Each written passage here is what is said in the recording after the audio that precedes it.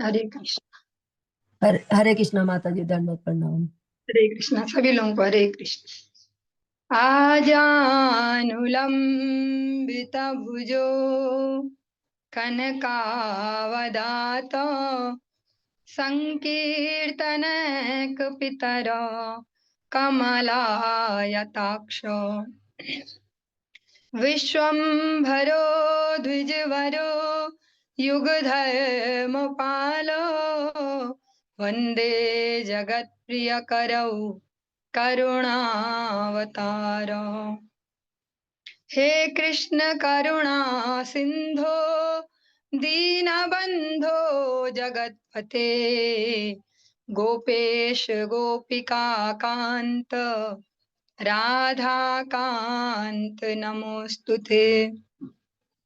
तप्त कांचन गौरांगी राधे वृंदावनेश्वरी वृषभानुसुते देवी प्रणमामि हरिप्रिये। भक्त्या विहीना अपराध लक्षये क्षिप्तास्य कामादितरंग मध्यै कृपामयि त्वां शरणं प्रपन्ना वृन्दे नुमस्ते चरणारविन्दम्। जय श्री कृष्ण चैतन्य प्रभु नित्यानंद श्री अद्वैत गदाधर शिवासादि गौर भक्त वृंद। हरे कृष्णा कृष्ण कृष्ण हरे हरे हरे राम राम राम हरे हरे। सर्वप्रथम भगवान के अभिन्न प्रकाश विग्रह श्री गुरुपाद पद्म पूज्यपात्र दंडी स्वामी अष्टोत्तर सत श्रीमद भक्ति प्रसाद विष्णु गोस्वामी गुरुदेव महाराज के पावन श्री चरण कमलों में असंख्य कोटि दंडवत ज्ञापित करते हुए उनकी अहेतु की कृपा प्रार्थना करती हूँ। वे अपनी कृपा वर्षण करें जिससे निज कर्ता अभिमान भाव को छोड़कर एकमात्र उनकी वाणी के वाहक के रूप में अपना परिचय दे सकूं। परम गुरुदेव नित्य लीला पृष्ठों विष्णुवास श्रीमद भक्ति दयित माधव गोस्वामी महाराज परमेष्ठी गुरुदेव जगत गुरु भक्ति सिद्धांत सरस्वती गोस्वामी ठाकुर प्रभुपाद व समस्त गुरु परंपरा जयुक्तों सपार्श श्रीमन नित्यानंद प्रभु श्री गौर हरि वृंदावन बिहारी श्री राधा गोपीनाथ भगवान जयुक्त हों वे हम सभी पर अपनी कृपा वर्षण करें जिससे भगवान के पवित्र नाम और हरि गुरु वैष्णव सेवा में हम सभी की रुचित बन हो सके। रेणु रेणु जी थोड़ा अपना माइक बंद कर देंगे आप। रेणु नाम से जो है माइक ऑन है आपका।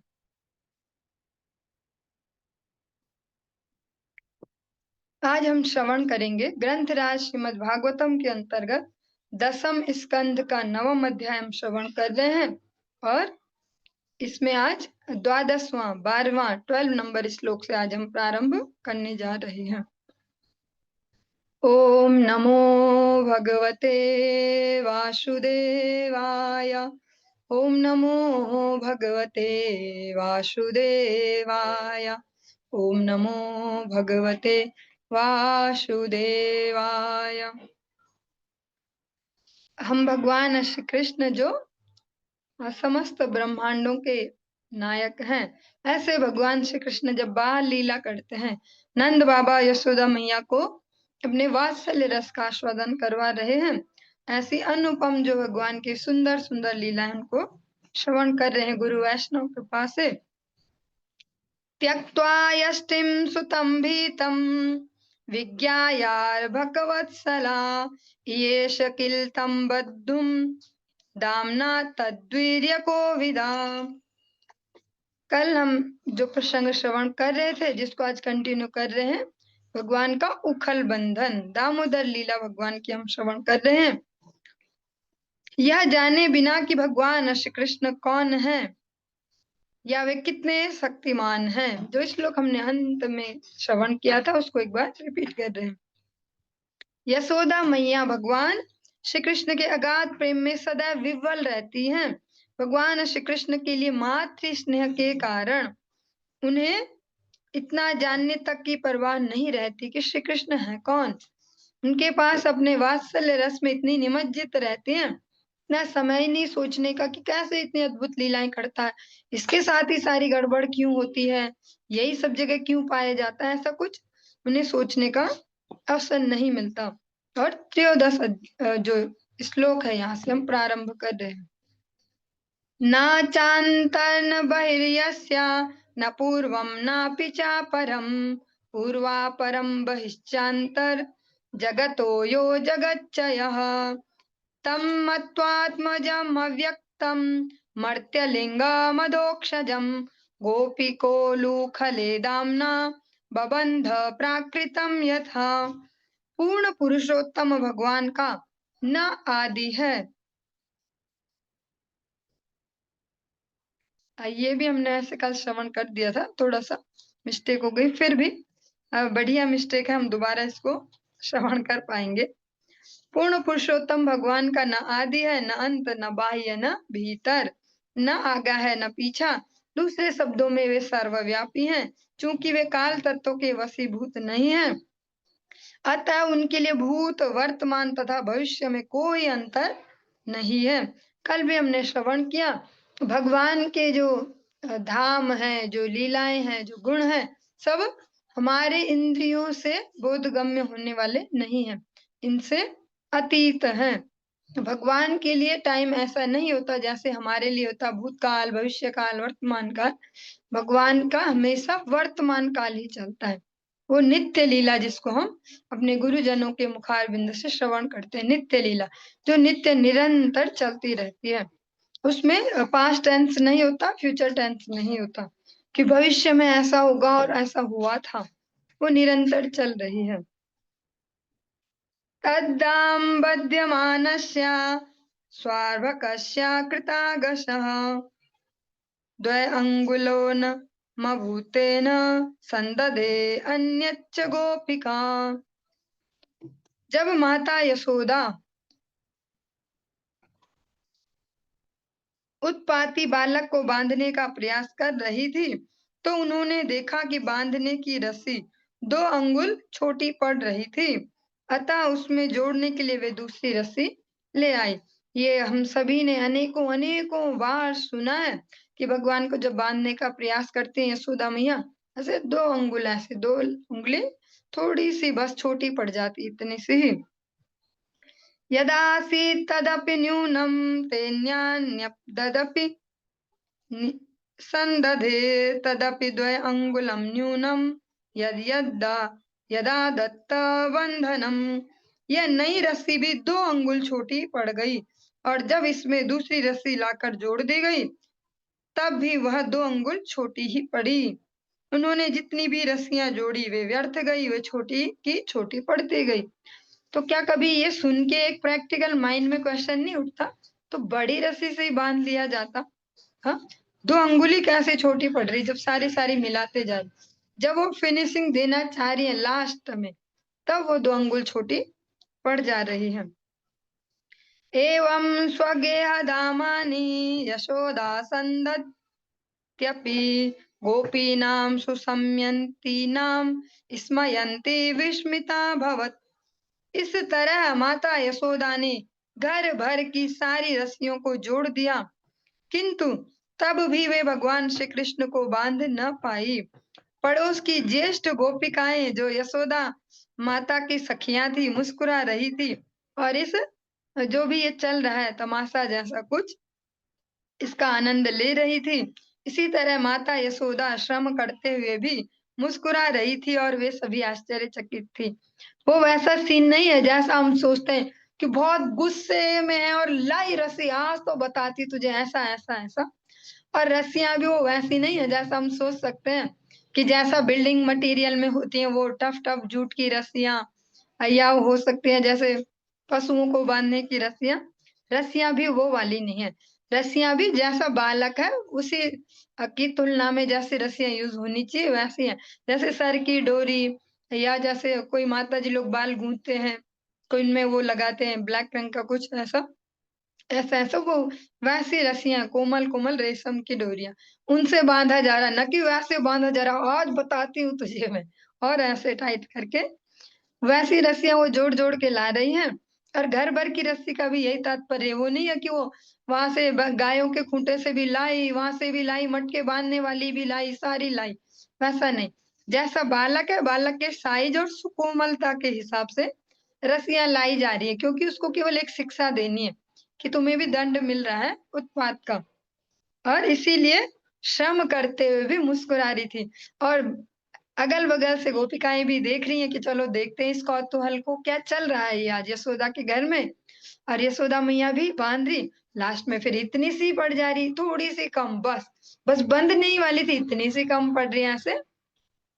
तो खुद भी इतनी मेहनत तो कर रही है, बार-बार दिमाग चला रही है, जोड़ रही हैं, फिर वो करो, फिर गाँठ मारो, फिर बाँधने की सोचो, पर नहीं हो पा रहा, तो श्रम करते हुए भी मुस्कुरा रही थी। वो गुस्से में नहीं थी वो कि दिमाग खराब हो गया आज, इस रस्सी को भी ये कैसे छोटी पड़ रही है ये, हाँ आज ऐसा हो रहा वैसा हो रहा, ऐसे एग्रेशन में नहीं है जैसा हम लोग कभी कभी होते हैं, ऐसे हैंडलिंग टैकलिंग में, गुस्से में। और आज तो देखते हैं बस ऐसा, पर कभी भी कोई इतना भीषण नहीं मार देता कि बस ये मरी जाए। तो माता यशोदा भी केवल डराना ही चाह रही है, वैसी सुकोमल रस्सियां ही प्रयोग की जा रही हैं, और स्वयं भी मुस्कुरा रही है, मेहनत तो लग रही है।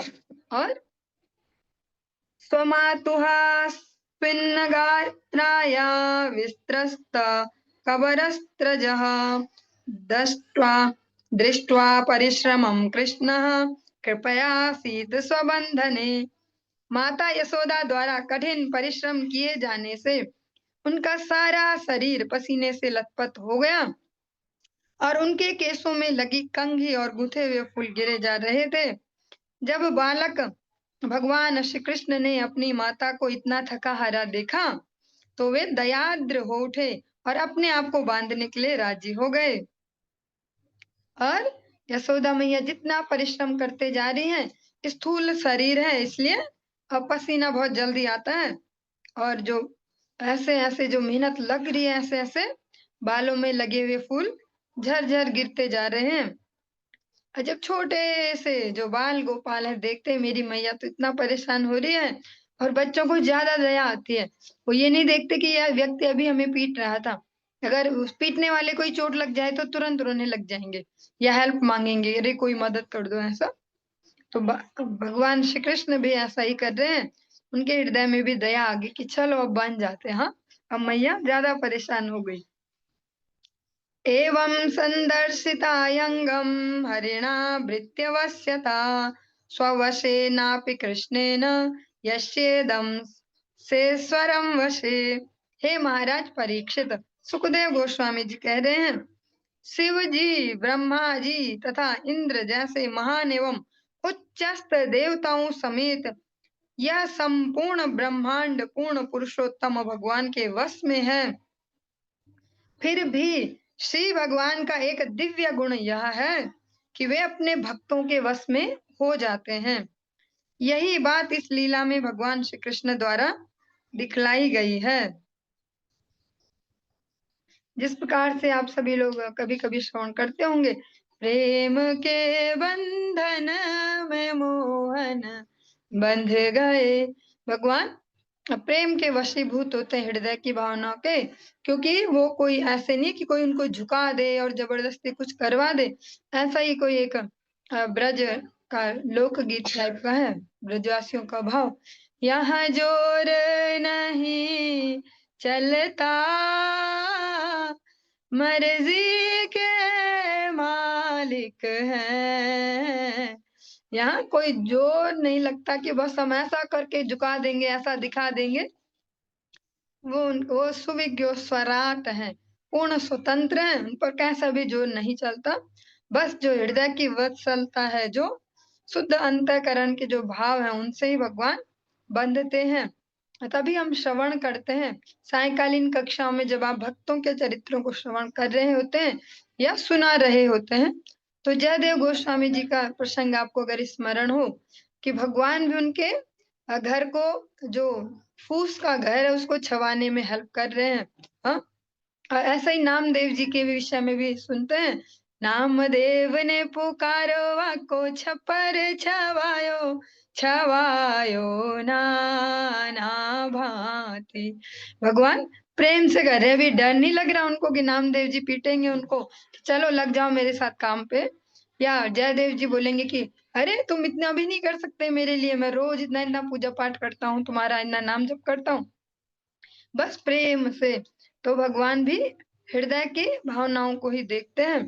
बाहर से हम कितना ही पाखंड ढोंग या दिखावा कर सकते हैं या कितने इग्नोरेंस में जी सकते हैं, पर भगवान हृदयस्थ भावों को ही देखते हैं, उसके हिसाब से प्रतिफल प्रदान करते हैं जीवन में प्रत्येक जीवों के। और ये बहुत सुंदर सी बात भी है, ये इसलिए भी सुंदर बात है कि इससे धैर्य भी आता है उन भक्तों के जीवन में जिनके पास सो कॉल्ड वैभव, सो कॉल्ड सब चीजें नहीं है कि बढ़िया दिखने टाइप महंगा महंगा कुछ ऐसा धन पदार्थ, उनके लिए भी ये बहुत ज्यादा धैर्य धारण करने वाली बात है कि भगवान हृदय को देखते हैं।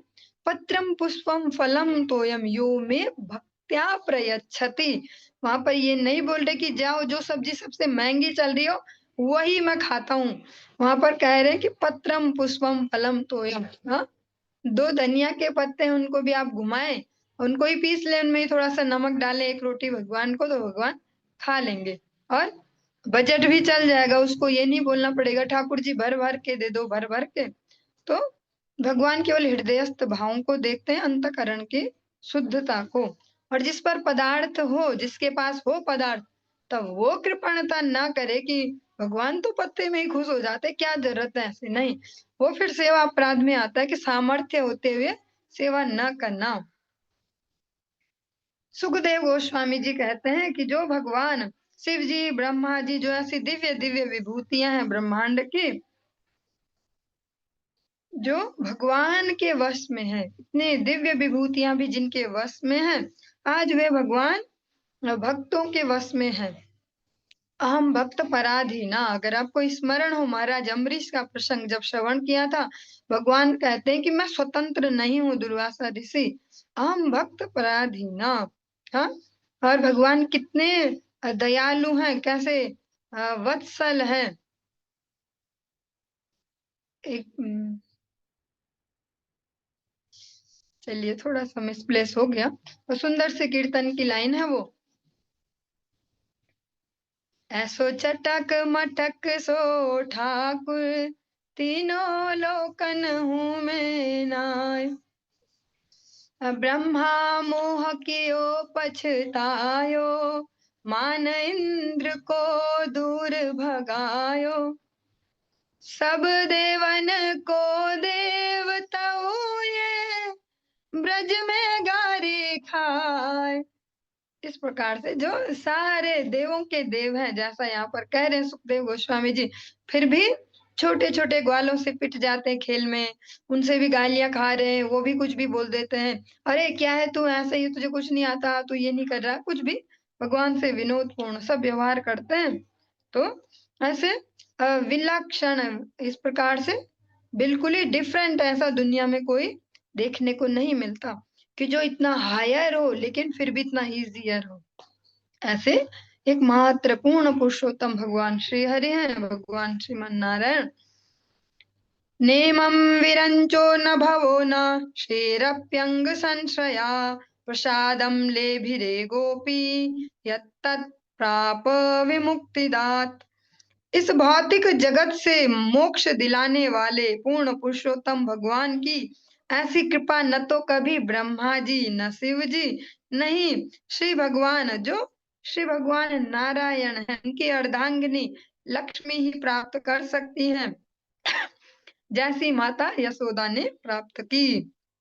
भगवान ने जो यशोदा मैया पे आज कृपा कर रहे हैं, ऐसी अभी तक किसी भी डिवाइन पर्सनालिटी कोई दिव्य विभूतियों पे कभी नहीं की है। इतना उनके साथ कह सकते, इतना एक तारतम्य भावों का जैसा यशोदा मैया के साथ कर रहे हैं, उनके लिए बिल्कुल उनका ही बच्चा बने हुए हैं। कुछ वहां पे भगवान जी वाला कुछ नहीं दिखा रहे कि ये मुझे डांटेगी, अच्छा मुझे डांटेगी, ऐसा ऐसा। नायम सुखापो भगवान देहिनां गोपिका सुतः ज्ञानिनां चात्मभूतानां यथा भक्तिमतामिह। माता यशोदा के पुत्र पूर्ण पुरुषोत्तम भगवान श्री कृष्ण स्वतः स्फूर्त प्रेमा भक्ति में लगे भक्तों के लिए सुलभ हैं, किंतु वे मनोधर्मियों घोर तपों द्वारा आत्म साक्षात्कार के लिए प्रयास करने वालों अथवा शरीर को ही आत्मा मानने वालों के लिए सुलभ नहीं होते। यो माम स्मरति नित्यश तस्याहम सुलभ पार्थ। भगवत गीता बहुत ही सुंदर सा ग्रंथ है। जितना हम उसको श्रवण करते जाएं, गुरु वैष्णव से समझ पाए, और जितना प्रैक्टिकली अप्लाई करते जाएं सीन वाइज, ऐसे जैसे जो सीन आया उसमें कौन सा श्लोक फिट हो रहा है, ऐसे ऐसे, तो बहुत ही सुंदर सा ग्रंथ है। जैसे हम बचपन से जैसी कंडीशनिंग होती है, अलग अलग गाने याद कर लेते हैं बॉलीवुड के, कि अब फिर जैसा जैसा जीवन में सीन आता है उसी विचार से फिर वो गाए जाते हैं। जब दिल टूटा तो दिल टूटने वाले गाने याद आ जाते हैं, जब अति खुश हुए तो अति खुशी वाले गाने याद आ जाते हैं, ऐसे ऐसे। ऐसे भगवत गीता जी हमारे एक बेस्ट फ्रेंड है। अगर हम जीवन की हर परिस्थिति में समझ पाए कहाँ पर कौन सा फिट हो रहा है। जो माता यशोदा के पुत्र हैं पूर्ण पुरुषोत्तम भगवान श्री कृष्ण किन के लिए सुलभ है? सुखदेव गोस्वामी जी कह रहे, स्वतः स्फूर्त प्रेमा भक्ति में लगे भक्तों के लिए, जो जबरदस्ती नहीं कर रहे इसको कि करना पड़ेगा जबरदस्ती, ऐसे उनके लिए नहीं। जो स्वतः प्रेम पूर्वक इसमें लगे खुद से, हाँ समझते हैं कि ये ठाकुर जी हमारे ठाकुर हैं, हम इनके सेवक हैं, और ठाकुर में स्वामी इसलिए ठाकुर जी, तो इस प्रेम से अगर लगे हैं, हाँ, प्रीति पूर्वकम, आप भगवत गीता में श्रवण करते हैं, भजताम प्रीति पूर्वकम, नॉट ड्यूटी पूर्वकम, नॉट भय पूर्वकम, भजताम प्रीति पूर्वकम। भगवान जो प्रेम से उनको कर रहे हैं, जो कुछ भी उनके लिए कर रहे हैं प्रेम पूर्वक कर रहे हैं, भय से नहीं और ड्यूटी वाइज नहीं। ऐसे जो भी कुछ इस जगत में किया जाता है या भगवान के निमित्त या भौतिक जगत में, उसका कहीं ना कहीं पहला फेज होता है भय। बच्चे हो या कोई भी एज ग्रुप हो, अपने से ऊपर वालों से डर के कुछ करते हैं, एक वो तरीका होता है। या जैसे भगवान है, उनके लिए भी जो कह सकते हैं एक यूनिवर्सल सा, एक सार्वजनिक सा जो भाव है, अधिकतम जो जनसंख्या उसका, वो भय वाला ही होता है। कि पाप लग जाएगा, पाप चढ़ जाएगा, ऐसे हो जाएगा, ऐसा वो वाला कि भय वाला, भय पूर्वकम वाला। उससे उत्तम भाव है ड्यूटी पूर्वकम, कर्तव्य के को समझते हुए हम किसी प्रक्रिया को करें कि हमारा कर्तव्य है, तो वो उससे श्रेष्ठ है भय पूर्वकम से। जैसे कुछ बच्चे भय से पढ़ते हैं कि कल तो पिटाई होने वाली इसलिए पढ़ना पड़ेगा, कुछ इसलिए पढ़ते हैं कि हमें पढ़ना है, हमारी ड्यूटी है भैया, जिम्मेदारी है, ऐसा ऐसा अलग अलग फेज में अलग अलग जगह इसको फिट किया जा सकता है। और एक हो गया प्रीति पूर्वकम, कुछ इसलिए पढ़ते हैं कि उन्हें इंटरेस्ट है उसमें, उन्हें आनंद आ रहा है, नया नया ऐसा कुछ है इसमें और मजा आ गया, ऐसा। तो ऐसे ही चाहे वो भगवत सेवा है, उसको भी से अलग अलग भाव से किया जाता है, और ये एक के ऊपर एक श्रेष्ठता में जाते हैं। पहला हो गया भय पूर्वकम, डर डर के, अरे ऐसा नहीं करेंगे तो गड़बड़ हो जाएगी, कुछ भी हो जाएगा, जैसा हम अधिकतर देखते हैं सामान्य जनों में कि कुछ कुछ बोलते हैं और फिर भय से करते हैं, नहीं करेंगे तो दोष लगेगा। सामान्यतः ऐसा अलग अलग जो कम्युनिटीज उनमें देवी देवताओं के निमित्त ऐसा किया जाता है, कि ऐसा नहीं करेंगे तो दोष लग जाएगा, ऐसा हो जाएगा, तो भय पूर्वकम है। वो भक्ति का फिर वो हायर स्टैंडर्ड नहीं है। वो जो सेव्य है, चाहे वो कोई भी देवगण है, चाहे वो सेवक है, उनके बीच फिर वो कोई वैसा कनेक्शन नहीं है प्रेम पूर्वक, वो भय पूर्वकम है। और वैसा देखा भी जाता है अनेक बार कि देवी देवता प्रतिकूल कृपा भी करते हैं, कि कोई कह दे कि ऐसा कर देंगे और फिर नहीं करते, तो रिएक्शन लाइफ में देखी जाती है। वह भय वाला रिलेशन ज्यादा है। लेकिन जब यही प्रेम पूर्ण हो जाए तो वही देवी देवता जिनकी एक निष्ठता से सेवा की जा रही हो, कोई भी देवी देवता एक निष्ठ जिनकी कोई भी सेवा कर रहा हो मनुष्य, वो उसको आगे प्रमोशन देते हैं। भगवान श्री नारायण की भक्ति में लगाते हैं। जब वो प्रीति पूर्वकम हो जाती है वही भक्ति। और श्री भगवान की अगर बात की जाए, भगवान श्री नारायण, श्री हरि, भगवान श्री राम, भगवान श्री कृष्ण, नृसिंह वामन भगवान, अगर उनको एक निष्ठा से भजता प्रीति पूर्वकम किया जाए तो सबसे सुंदर रिजल्ट्स मिलते हैं। जब तक प्रीति पूर्वकम नहीं है, पहले ड्यूटी पूर्वकम, उससे पहले भय पूर्वकम, क्योंकि ना करने से बढ़िया भय पूर्वकम, फिर धीरे धीरे ड्यूटी पूर्वकम, और फिर हो गया प्रीति पूर्वकम। अगर प्रीति पूर्वकम प्रारंभ हो गया तो ददामि बुद्धि योगम तम येन माम उपयान्ति ते, तब जाके मैं वो दिमाग देता हूँ जिसको चला के मुझ तक पहुंच पाएंगे। कैसे सेवा करनी है, सेवा का वैशिष्ट्य समझ पाएंगे। और भगवान ऐसे भक्तों के लिए सुलभ है जो बिना एक्स्ट्रा प्रयास के, बिना डरे, ऐसा ऐसा अलग अलग भावों को लिए सब कर रहे, जो उसको एक नॉर्मल अपने जीवन का अंग समझ के हमारे भगवान है, ऐसे भाव से जो प्रीति पूर्वक उनकी सेवा करते हैं, उनके लिए सुलभ है। और किनके लिए सुलभ नहीं है, स्पष्ट कहा गया, मनोधर्मी, जो मन से भजते हैं। अरे माला करके क्या होता, मन की माला फेरो, ये ऐसे ही ढोंग ढकोसला करके क्या होता, मन साफ होना चाहिए। सबसे कॉमन सी लाइन है ये, हमें बहुत वर्षों से चली आ रही है और चलती रहेगी। मन साफ होना चाहिए। बाकी माला जप के क्या होता है, मन साफ होना चाहिए, पर मन साफ ऐसा नहीं होता है। क्योंकि मन साफ तो अर्जुन जो इतने बड़े योद्धा हैं, सशरीर स्वर्ग भी रहकर आ चुके हैं, जो भोलेनाथ को साक्षात्कार करके पाशुपतास्त्र ग्रहण कर चुके हैं, ऐसे जो अर्जुन है मन साफ, तो वो भी कहते हैं मन ही चंचला कृष्णा, वो भी भगवान को कह रहे जो गुड़ाकेश है, निद्रा जयी है, हाँ, जिनके जीवन में तमो गुण रजोगुण नहीं है, ऐसे अर्जुन भी कह रहे मन ही चंचला कृष्ण। तो मन साफ वाला फॉर्मूला इस जगत में अप्लाई नहीं हो सकता। या तो माला मन से लड़ पड़ी तू क्यों विसराए मोय, बिना शस्त्र के सूरमा समर न देखा कोई। इसको अच्छे से याद करना पड़ेगा, क्योंकि हमने स्कूलों में भी रट रट के यही याद किया है।